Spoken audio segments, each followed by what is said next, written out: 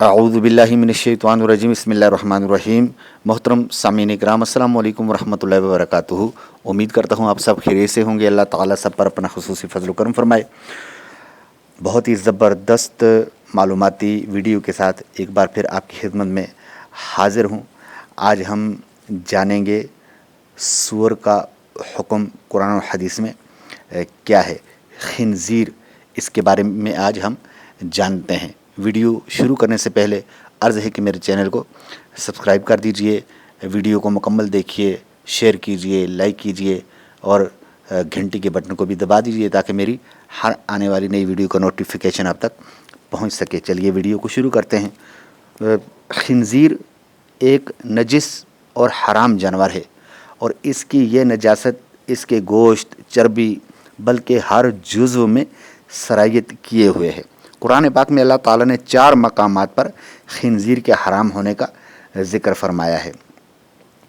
सूरतुल बकरा आयत नंबर 173, सूरतुल माइदा आयत नंबर 3, सूरतुल अनआम आयत नंबर 145, सूरतुल नहल आयत नंबर 115 और इसी तरह हदीस मुबारक के अंदर भी इसकी ख़रीद व फ़रोख्त को हराम किया गया है। तो मुसलमान के लिए तो इतना ही काफ़ी है कि अल्लाह ताला अज़्ज़ व जल ने इसको हराम करार दिया है, तो इसके लिए इतनी ही दलील काफ़ी है। लेकिन चूँकि जहन में सवाल उठता है कि इसके तिब्बी नुकसानात क्या हैं, इसके बारे में साइंस क्या कहती है, तो आइए सुन लेते हैं कि साइंस इसके बारे में क्या कहती है। याद रखिए, ये एक गंदगी खाने वाला जानवर है, गंदगी खाता है और गंदगी ही में रहना ये पसंद करता है और बिलखसूस इंसान की गलाजत इसकी मरगूब ग़ज़ा है। तो और ये बेहया जानवर है, इसके अंदर हया नहीं है।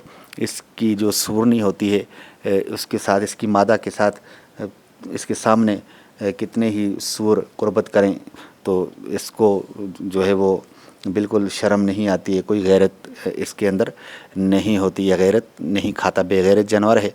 तो ज़ाहिर है जब कोई इसको खाएगा, इसकी खुराक का जिस्म पर, अखलाक पर असर तो होता है ना, तो यूँ अखलाकियात पर और सेहत पर बहुत ज़्यादा असर पड़ेगा।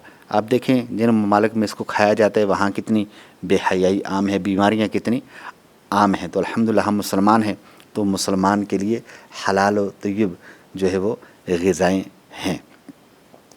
इसकी पैदाइश कब हुई, इसके बारे में सुनते हैं।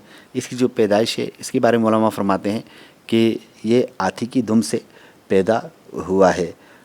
नूह अलैहिस्सलाम की कश्ती में जानवर सवार थे, तो जानवरों ने कश्ती में बहुत ज़्यादा बदबू आने लगी और लोग बहुत परेशान हुए। नूह अलैहिस्सलाम की बारगाह में अर्ज़ की कि इस बदबू का क्या किया जाए, ये बदबू कैसे दूर हो। तो अल्लाह की बारगाह में नूह अलैहिस्सलाम ने अर्ज़ की, तो अल्लाह ने हुक्म फरमाया कि हाथी की दुम को हिलाओ। तो जब हाथी की दुम को हिलाया गया तो उससे ये सूअर गिर पड़ा और सूअर ने सारी गंदगी को खा लिया।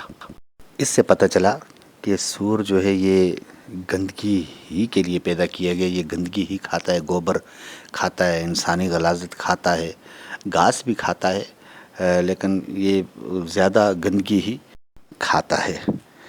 तो आज की वीडियो में हमने जाना कि इसके हराम होने की वजह क्या है और इसकी नस्ल कब ख़त्म होगी ये भी हम जान लेते हैं। क़ुर्ब क़यामत में जब ईसा अलैहिस्सलाम का नुज़ूल होगा, ईसा अलैहिस्सलाम जब तशरीफ़ लाएंगे, हमारे प्यारे आका व मौला सल्लल्लाहु तआला अलैहि वसल्लम के उम्मती बनकर तशरीफ़ लाएंगे और हमारे प्यारे आका अलैहिस्सलाम के दीन की ही दावत ये देंगे, दीन की तबलीग करेंगे और नबी पाक अलैहिस्सलाम का कलमा भी पढ़ेंगे। अलैहिस्सलाम इसको कत्ल करेंगे और यूँ इसकी नस्ल ये ख़त्म हो जाएगी। तो उम्मीद करता हूँ आपको वीडियो पसंद ही होगी। किसी नई वीडियो के साथ दोबारा फिर मिलेंगे, तब तक के लिए इजाज़त दीजिए। अल्लाह हाफ़िज़।